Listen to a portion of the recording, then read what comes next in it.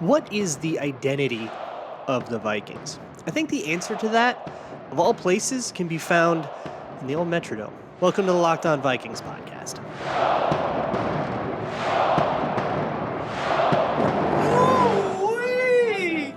You are Locked On Vikings, your daily Minnesota Vikings podcast, part of the Locked On Podcast Network, your team every day. What's up, everybody? Welcome to another episode of the Locked On Vikings podcast, part of the Locked On Podcast Network, your team every day. As always, I am your host, your pal, and the kid you copied off in math class. My name is Luke Braun. You can find me on Twitter at Luke Braun NFL. You can find the show on Twitter at Locked On Vikings. Thank you so much for making Locked On Vikings your first listen of the day.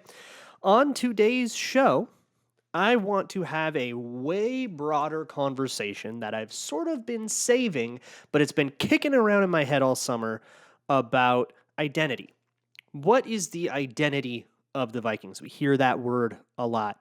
I think in a weird kind of twisted way, we hear identity, and a lot of times it's from like a color commentator talking about a running team that runs a lot, and then they run a lot, and it's like they're sticking to their identity. And that's not what I'm talking about here. I'm talking about something more nebulous and something that I do think is important, but it's impossible to draw lines around it and define it and measure it. And so what that is for the Vikings, you sort of have to zoom all the way out to the whole timeline.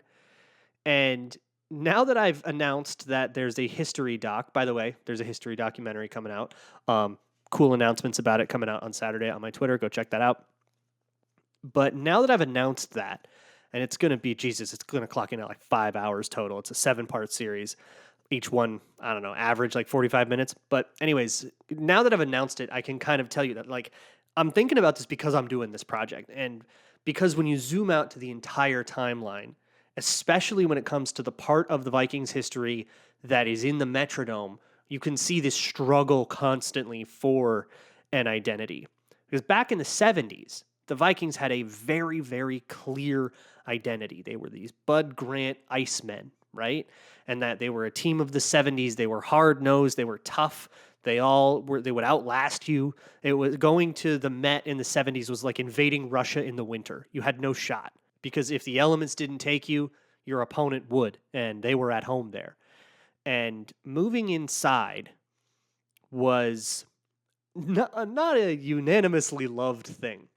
And the story of the Metrodome being built is, I honestly thought at some point I would be able to do a whole episode on the story of the Metrodome being built because it was like a 10-year political struggle. But I'm going to be honest with you, it's pretty boring, so I'll only give you the fun parts. If you want more, Amy Klobuchar wrote a book about it in the early 80s, which is half of it is just like her kind of saying her political ideals, which we kind of know by now because she ran for president. But anyways, if you're into that kind of thing, go for it. But the real like crux of the debate for the Metrodome was not very long. Like it wasn't very long before there was an agreement. Hey, we're going to build a stadium and we're going to pay for it with this, right? It was like a liquor tax and a hotel tax. And then I think some like private investments. And that's how we're going to pay for it. Okay, cool. So that part, which is usually the hard part, was settled relatively early on in the process. And then the real drama came when it was, where's the stadium going to be and what's it going to be? Because the Met was in Bloomington. That's a suburb. And it's kind of interesting. Very famously, some other teams have moved from in their city to in the suburb to be like closer to their fans, which I won't dive into what that really means, but you know, the 49ers did it, the Atlanta Braves did it, and the Vikings did the opposite. And you don't often see that. But like the Packers moving to like Madison or something. Like it was an interesting move. And the people who wanted the Vikings to move to Minneapolis from Bloomington specifically said, we want to engage the more diverse parts of our fan base. We want the people in the city and not just the people in the suburbs, which is... You've heard very similar quotes the other way around from other sports teams. I think that's interesting, and I do think that's part of the Vikings' identity now, is because they moved to Minneapolis, because they embraced the diversity of an urban center in that way. I think that to this day has an effect on their identity. But really, moving inside torpedoed their whole identity because their identity was winter on the field. Like their identity was outsideness, was being in the tough and in the elements, right? And you can't say we are the tough, hard-nosed, outlast you team when you play in the air conditioning. But it took them a long time to figure that out. And I think some people didn't even accept it because for whatever reason, moving to Minneapolis also became, and we're going to put a dome over the thing. But if we stay in the suburbs, we're going to stay outside. So these battle lines were drawn. People who wanted, the camp of, I just want Bloomington to succeed, so I want to keep the Vikings in Bloomington, and the camp of, no, they'll do better if they're in a city and they're more accessible to everybody. Those two camps also had to align along, I want them indoors, I want them outdoors.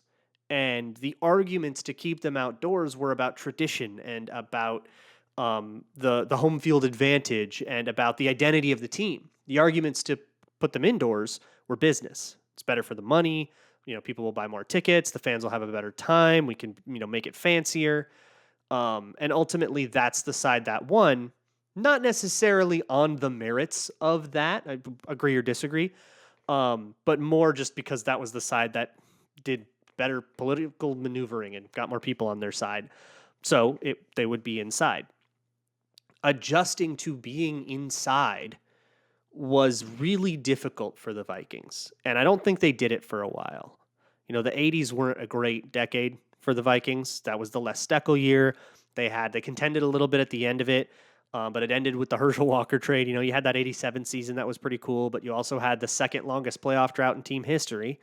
And a couple of random dumb appearances and all sorts of, 2 strikes. It was a really rough year. I mean, it was a tumultuous year in the NFL in general, but it was a rough year for the Vikings or a rough decade for the Vikings. And I think a part of that is because they were still trying to be an outdoor team, even though they were an indoor team. Let me explain myself further right after I talk to you about Built Bar. Built Bar has taken their best flavor, coconut brownie chunk. Not even a coconut guy, and I swear by this stuff. It's delicious. The brownie chunks are to die for. They're like gooey and soft, but still that texturally like contrast with the coconutty filling, all covered in 100% chocolate. And like everything at Built Bar, low calorie, low sugar, low fat, chock full of collagen protein. They've taken this masterpiece and they have added to it. They have now made a puff version. There's like a marshmallowy version. So coconut marshmallow, but still with the brownie chunks and still covered in 100% chocolate. It's an abomination. It's delicious. And it's great for a late night snack or something guilt-free. Won't knock you off the wagon, and it'll satisfy your sweet tooth. So go to Built.com and use promo code LOCKED15. That's LOCKED15. And you can get 15% off of your order. That's promo code LOCKED15 at Built.com. Thanks again for making Locked On Vikings your first listen of the day. For your second listen, check out Locked On NFL, where we are talking about the top 50 most valuable players in the league headed into the 2022 season. It's set by BetOnline. It's the list that BetOnline has of like who moves betting lines the most. So it's like a real metric of value. Go check it out. I think we're now through all of it by today. So I think you'll see the top 10 today. There's 3 Vikings on there. So yeah, go check out that list if you have not been keeping up. So in the 80s, the Vikings were struggling for a bunch of reasons, but part of it I think is because every decision that they made seemed to try to replicate something that had already happened. I go to the 82 draft. Bud Grant, in his book, I Did It My Way, talks briefly about some of the decisions that he made as like GM, some of the draft picks and stuff, and he talks about some of the players he coached. And one of those moments is the Darren Nelson draft pick, first-round draft pick in 1982. Now, Chuck Foreman had been off the Vikings for a couple of years, and this was essentially an attempt to get Chuck Foreman light. And it was not the best idea because there were 2 Pro Bowlers and Marcus Allen on the board still, 2 eventual Pro Bowlers and Marcus Allen. So that didn't work out, and Bud Grant definitely wants it back. But the problem there, if you could go back, everybody and their mother would take Marcus Allen. But Marcus Allen was a straight ahead runner coming out of college. Like that was his Bud Grant's read on him, at least at the time, was that he was not the versatile all around do it all. He was not a Chuck Foreman type, and they would have had to retool the offense toward Marcus Allen's strengths. A thing Washington did with him, and obviously the thing you should do, a thing the Raiders did, and obviously that's like worth it, but that's what Bud Grant didn't want to do, and that's kind of the regret that he has, is that he tried to go get the last version of the last guy instead of the best version of the guys you have to actually pick from. And I try to echo this sentiment a lot when I get questions about, how are we going to replace so-and-so, leaving free agent? Who's your Barr replacement? That's a one that I've gotten a lot this offseason. Who's the Barr replacement? Well, there isn't a Barr replacement, all right? I guess Jordan Hicks is going to probably align where Barr aligned, but he's Jordan Hicks. He's not a mini Anthony Barr. He's not a Anthony Barr minus 10 Madden points. He's Jordan Hicks. He's the first Jordan Hicks, not the second Anthony Barr. Or maybe Zadarius Smith will do a lot of the things Anthony Barr did. The defense is going to work differently, and it's going to be tailored around the players they have, not around the ones they didn't, and the most similar guys to that we could find. That is one part of identity. But also, the Steckel year was sort of its own problem. That was actually, the move there was to promote Jerry Burns, which would have been much more of a continuity move than bringing in Les Steckel. But then you go to the Herschel Walker trade, and that was a little bit more of the same thing. They did not have a toughness in the late 80s, especially on offense. They had a lot of finesse. They had Anthony Carter. He was a little guy. He was explosive, but he was a little guy. And Darren Nelson was explosive, but he wasn't a, bowl you over kind of runner. He was a do-it-all. He was fast. He had good hands, which is ironic considering you probably remember him for a drop. But he was a sure-handed pass catcher for the most part. He was shifty. He was not a between the tackles, bump you and bruise you type. And that was an element the Vikings were missing. And to be honest, that's an element that in the best times the Vikings had in the Metrodome, they didn't really have until Adrian Peterson got there. And they didn't really, in the 90s, they did not have this. They had Leroy Horde doing that, but Robert Smith wasn't that kind of guy. And so this is not something that they needed to be successful. And in modern times, we would look at that and go, well, that's obvious. You don't need a hard-nosed running game. That's a myth that we proved wrong however long ago. Back then, in the early 80s, the game was a little different. Things were built a little bit differently. The rules were different. And so it made a little more sense to feel, we're just a running back away. Really, I think those teams of the 80s were a Tommy Kramer stays healthy away. In all the Tommy Kramer that I have watched, he seems like a slightly, this is going to get me in trouble, I think. Whatever, I'm putting it out there, roast me. Tommy Kramer seems like Kirk Cousins, but a little less consistent with gamer mentality, with Baker Mayfield's gumption on Kirk Cousins, and he couldn't stay healthy, and he was a little less consistent than that. I don't know. That's my Tommy Kramer evaluation. Go ahead and tar and feather me. But he would have been a good quarterback if he could stay healthy. But instead, they went through the entire back half of the 80s with whoever they had as a backup. And thankfully, their backup, Wade Wilson, played well and admirably. But being stuck with a backup quarterback, you lose the NFC Championship in 87 because you only scored 10 points in that game. And then you get blown out by the 49ers twice because you just do not have the quarterbacking capability to keep up with Joe Montana. That's what I really think the problem with the Vikings was. But Mike Lynn, his idea of it was they just don't have a hard-nosed running game. We can beat the San Francisco 49ers if we can just out-physical them and be that kind of tough team that Bud Grant built in the 70s.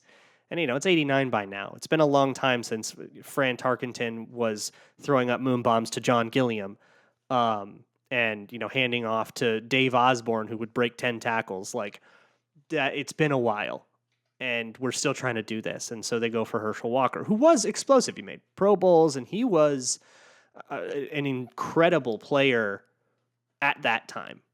And then he sort of fell off and he got older and he was, didn't work out in Minnesota.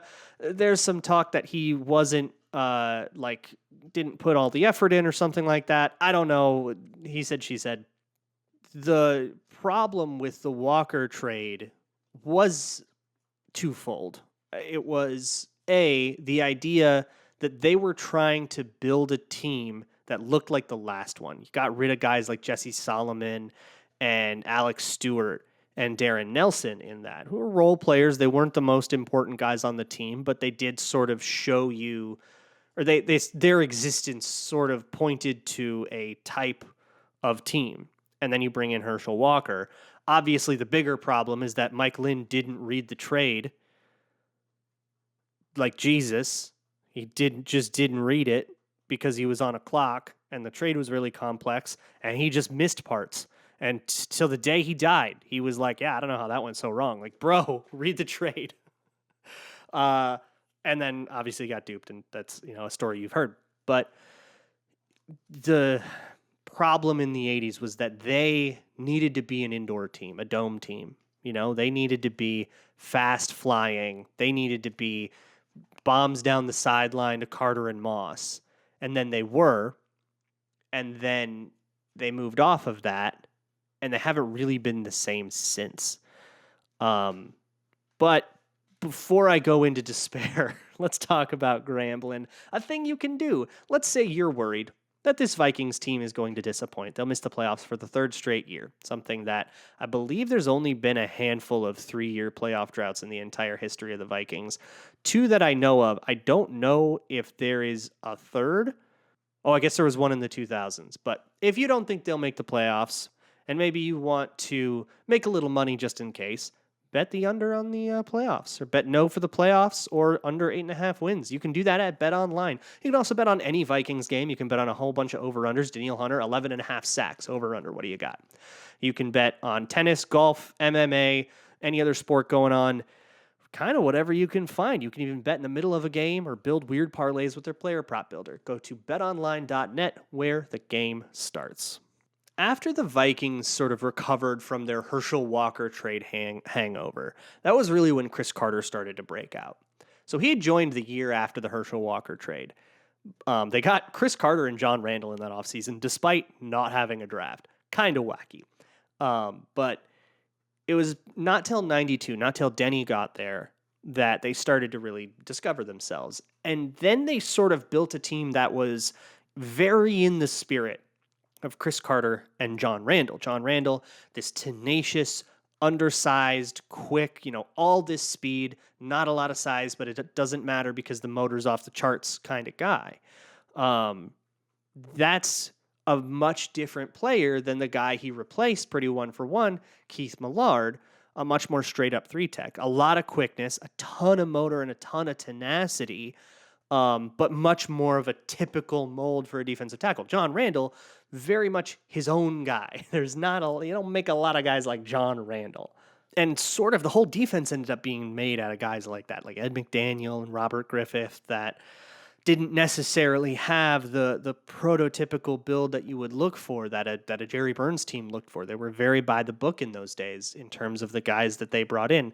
Except the odd Anthony Carter, you had a lot more Gary Zimmermans that were just like perfectly built for it. Denny Green took very unique people and let them be themselves. And that was a very different identity. And suddenly they were cool and they were fun and they were a dome team. I mean, look at the quarterbacks that happened. There's a lot made of, Denny Green made the playoffs like every year. And it was always with this weird carousel of quarterbacks. Those guys were Warren Moon, and Jim McMahon. And then Randall Cunningham, and he even got some good play out of Brad Johnson. But like Randall Cunningham, Warren Moon, Jimmy McMahon, these are guys this is a Hall of Famer. There's a Super Bowl winner in there.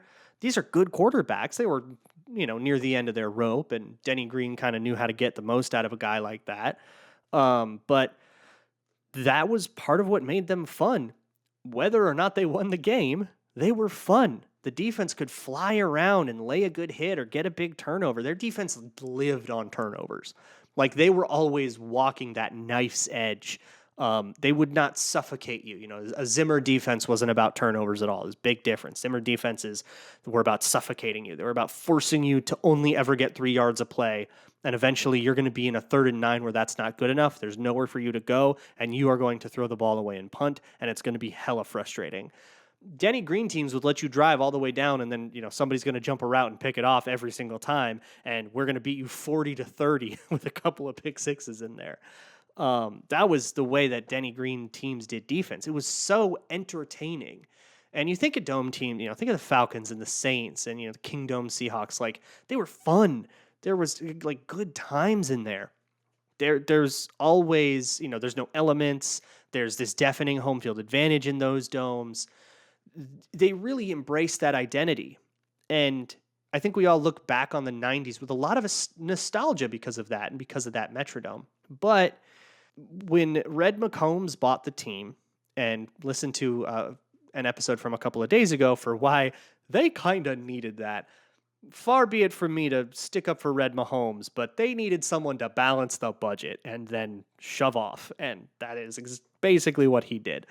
He bought the team 7 years later with the budget balanced and the team's worth up. He sold out, made his profit, and that was the Wilfs.